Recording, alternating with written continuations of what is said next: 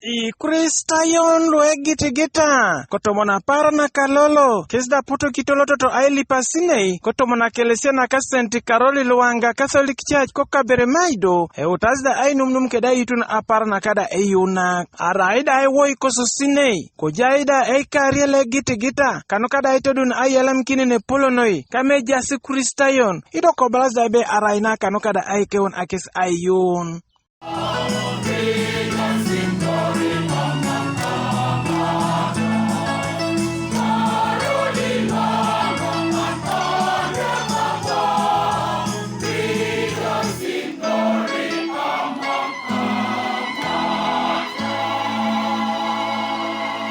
Ikristayon lue gita kesda pot kinearos kede TV East koblas daibe Aparan na neserai ne polonoi kotom na jarake noi kes kwapedo lejas kotom na o mission leja tar kede kirolo kada senti karoli ayo machie duong gidele wo giber le wo richil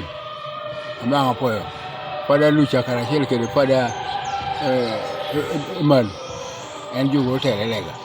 apoyo anga singu ponyere pi kitame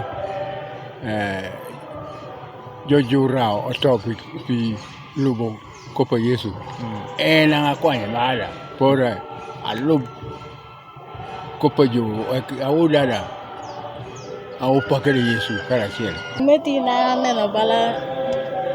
gira mo donyo tuchotin odanyo kuona ngo kedi bel na vese be mangati mo tinu banga anena bala donyo kuona ngo iye kona be angi woti ber kitanem kimere kire sek ina chemejo ni chandere me Uganda are kone ko keregi yo Kristo ati Uganda na mugongo ngata moro weka ngidini na mata kasuli achi me Yesu Kristo keto Reverend Father Emmanuel Aluchia heuta einer kereda limon kini Ikristayon ngista balada ebe ibusa kinti Ikristayon lwakanoa anyunda ebe tokongota kecha yun ango atie kwano be waro kore lubo ye nono ame jojura onogo bedo gede patwal meri kare wani mako ye idoli de tek kita kame ude tek kare nono udo bedo gede pikina tota ikwogi di kokanya kino wando kono ikare mi ame wano tekre mole mamano pore mako ye pono pore ido wada teni takameru bango miyo winyo nono membero gere nyuta bera mano